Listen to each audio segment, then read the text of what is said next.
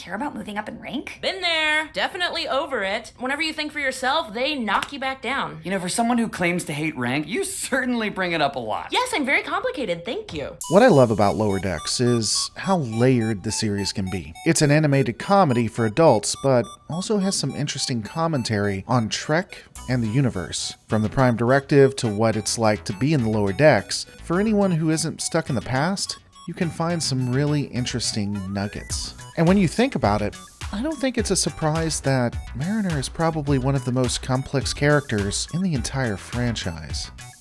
Let's just get into it. Care about is yourself. This video is not going to be a complete breakdown on Beckett Mariner. We honestly don't have enough information on her yet to do it justice. It's more an examination of whom the character is and the trials and tribulations that she went through while working in Starfleet, and how that broke her in some ways. In the series, we always presume that she's a cut-up because she doesn't want to do the hard work, that she prefers being the black sheep, but after watching a short by Templin Institute, I'm not so sure. You see, I think Mariner was just another victim. A victim of the fallout of Wolf 359, and a victim of the Dominion War. In the next second, it's like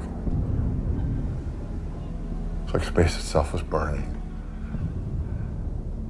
One of the great things about Discovery-era Trek is that we get to see different facets of Starfleet. As I stated before, we get to see actual remnants and consequences of Wolf 359, the Dominion War, and the Cardassian Border Wars. Captain Shaw is a perfect example of this. And when you take the sum total of the information given to us about Mariner, I think that it's very likely, even if it doesn't make sense in some ways, her age is kind of weird, that she was a veteran of the Dominion War.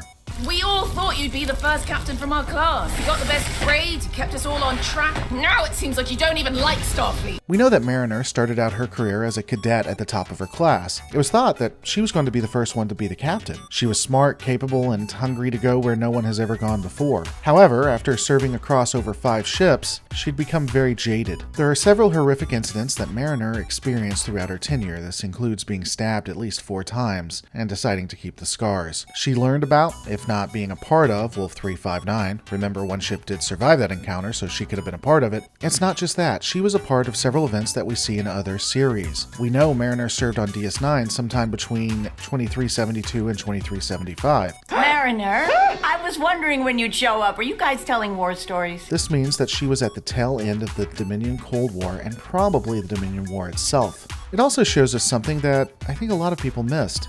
Mariner was probably around during the events of Homefront, when Starfleet almost tore itself apart and caused a civil war due to the changeling threat. How interesting would it be if Mariner had been on the Defiant during that time? She was a part of the battle that had her fighting other Starfleet officers. Certainly a blue-on-blue event would cause quite a bit of discord within her mind. It could make her jaded. Being on the front lines certainly would change anyone as well. She would have been there for the loss of the station, watched the authoritarian policies of the Dominion, and how Starfleet had to change to win. It's possible she was even around when Dax was brutally murdered. Kinda weird to think when it's possible she was at Jadzia's funeral.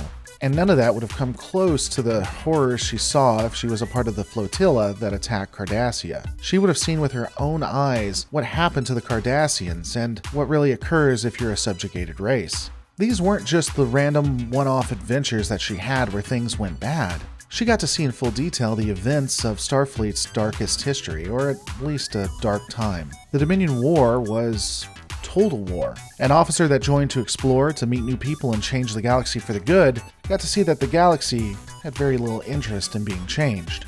And when you add everything up, when you look at, well, a pretty tough life as a Starfleet officer, how she saw all of these things, whether they were a part of a war or they were just madness that occurs in space. Is it any wonder that when we first see her, she is the way she is? We know that the Federation Starfleet don't put much stock into ensuring the mental health of their officers, so the fact that she'd want to wash out and effectively be saved by nepotism isn't any surprise. Honestly, it makes Mariner kind of deep and a tragic character that is trying to find her way back. But these are just my thoughts.